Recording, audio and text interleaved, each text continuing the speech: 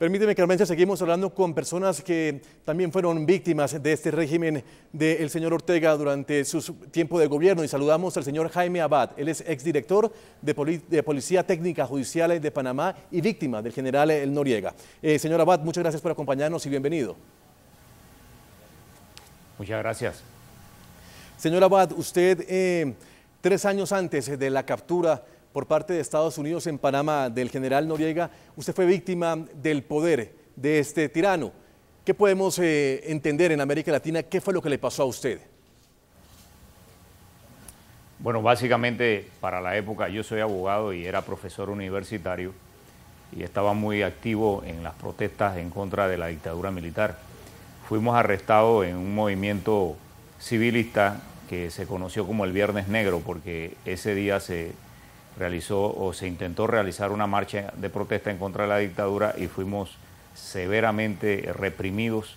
Algunos fuimos arrestados, yo fui sentenciado a 1 año de prisión y mis primeros días de internamiento fueron muy difíciles. Fuimos torturados en las prisiones políticas de Noriega, tanto en la cárcel Modelo como en la isla penal de Coiba.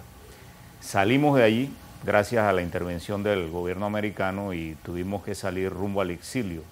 Permanecimos 3 años exilados en los Estados Unidos y pudimos retornar a nuestra patria posterior a la invasión americana. Así que fue una época difícil. El exilio es un pan amargo, un pan difícil. Claro, Jaime, pero ¿por qué no hablamos de lo que sucedió en la cárcel? ¿Qué clase de tortura se recibiste por parte del régimen? Bueno, mire, tanto tortura física, me quebraron 3 costillas, fui severamente golpeado, y tortura psicológica. Aquí hay un libro que se escribió por parte de uno de los compañeros de prisión que se titula El Viernes Negro. Allí en ese libro, por ejemplo, yo describo que una de las torturas más violentas que nosotros recibimos fue que en horas de la noche los prisioneros comunes eran endrogados, les suministraban drogas los guardias de la Guardia Pretoriana de Noriega, llegaban a la prisión y le suministraban drogas a los detenidos comunes y estos nos golpeaban salvajemente, y en una de esas noches ingresaron a la celda donde estábamos nosotros a un homosexual, y estos sujetos que estaban allí golpeándonos comenzaron a tener relaciones con este homosexual delante de nosotros, y en ese momento todos los que estábamos ahí, por supuesto, viendo esa escena dantesca, esa barbarie humana, estábamos muy atemorizados que en cualquier momento vinieran sobre nosotros. Lamentablemente sí, 2 compañeros fueron violados, a Dios gracias, este servidor pudo mantenerse ajeno a eso. Uno de esos compañeros posteriormente, cuando salió, se suicidó, se aventó desde el 7º piso del edificio donde vivía. Hay otro compañero que todavía vive. Nosotros hemos formado una fundación, una asociación de apoyo. Estamos muy en contacto con todos los que sufrieron estas barbaries, estos vejámenes, y tratamos de darle eso, apoyo moral, apoyo profesional a quienes lograron sobrevivir. ¿Cuántas personas hacen parte de esta fundación, de ese grupo de víctimas del general Manuel Antonio Noriega? Mire, esa noche fuimos detenidos 572 varones y creo que eran 210 damas. Sin embargo, pues la fundación hoy en día, activos estamos muy pocos, no llegamos a 40, porque muchas de estas personas quieren colocar en el pasado y borrar de su recuerdo y de sus memorias situaciones tan dantescas como esta. Sin embargo, algunos también, no le miento, ya de esto hace varios años, en estos días falleció un compañero producto de una enfermedad de cáncer, ya nos estamos poniendo algo veteranos, pero mantenemos un vínculo cordial de amistad y, repito, de apoyo. En la Panamá de Noriega, la libertad del dinero era la garantía de la supervivencia. Los narcos y los evasores de capitales llegaban por todos lados al entonces hombre fuerte, haciéndolo más poderoso. Manuel Antonio Noriega, la historia de un hombre que conquistó el mundo del AMPA. Manuel Antonio Noriega nació en la ciudad de Panamá en el seno de una familia humilde el 11 de febrero de 1935. Asistió a una escuela pública y obtuvo una beca para estudiar en la Academia Militar del Chorrillo en Perú. En 1962 regresó a Panamá. Se alistó como teniente de la Guardia Nacional, donde empezó una carrera ayudado por su astucia y oportunismo. Se especializó en tácticas de guerra psicológica, contrainsurgencia y paradójicamente en la lucha contra el narcotráfico. En 1968, Noriega apoyó el golpe militar que llevó al poder al general Omar Torrijos.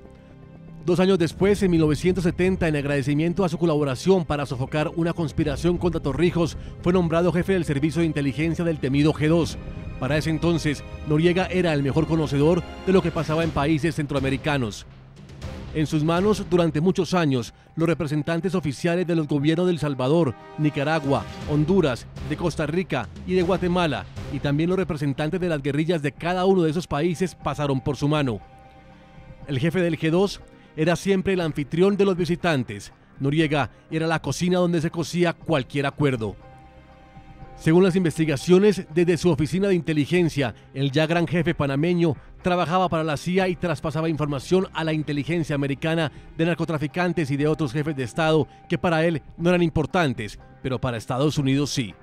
Con el dinero del narcotráfico manejaba un puerto en la costa del Darién donde atracaban mercantes tripulados por carteles colombianos que dejaban cargas para que las recogieran avionetas con rumbo a Centroamérica y Estados Unidos.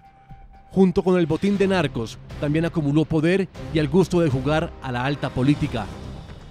Cuando Omar Torrijos falleció en un accidente de avión en julio de 1981, se disputó el poder del país junto al general Rubén Paredes, jefe de la Guardia Nacional.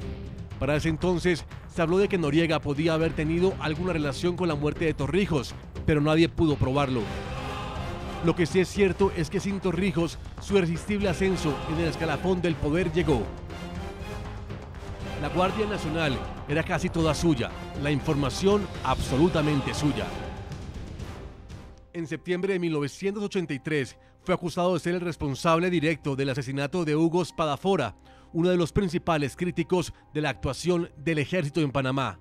Hugo Spadafora, un héroe de lucha sandinista contra el dictador Somoza, se había opuesto a Torrijos y fue uno de los primeros en acusar a Noriega de narcotráfico y corrupción. Spadafora cruzó la frontera entre Costa Rica y Panamá en septiembre de 1983. En Panamá lo estaban esperando los efectivos de la élite de la Guardia Nacional de Noriega. Cuando apareció su cuerpo, la autopsia determinó que había sufrido torturas. Le habían arrancado los ojos antes de matarlo, lo decapitaron y lo dejaron tirado en un lugar donde pudiera ser encontrado.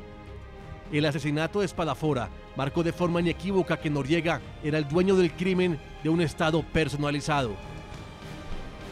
Desde entonces, Noriega liquidó a quien ofreciera resistencia a sus planes, dio golpes de Estado, echó a presidente de la nación al exilio y asesinó a sus opositores. Uno a uno, los diplomáticos y políticos que lograban escapar de Panamá denunciaban a Noriega como el capo de la droga más temido por sus torturas. En 1989, el 31 de agosto, un golpe de Estado supuso la continuidad de un régimen tutelado por los militares en cabeza de Noriega. El 20 de diciembre de 1989, George Bush padre, cuyo mandato expiraba unas semanas más tarde, decidió acabar con el hombre del poder sin control. La Operación Causa Justa puso en marcha una de las actuaciones militares más grandes del continente americano. Soldados y un enorme contingente de aviones de guerra se arrojaron sobre Panamá. En pocas horas, cuerpos especiales de Estados Unidos lo capturaron y la imagen del arrogante hombre que destilaba odio matando a sus opositores desapareció de Panamá y quedó tras las rejas.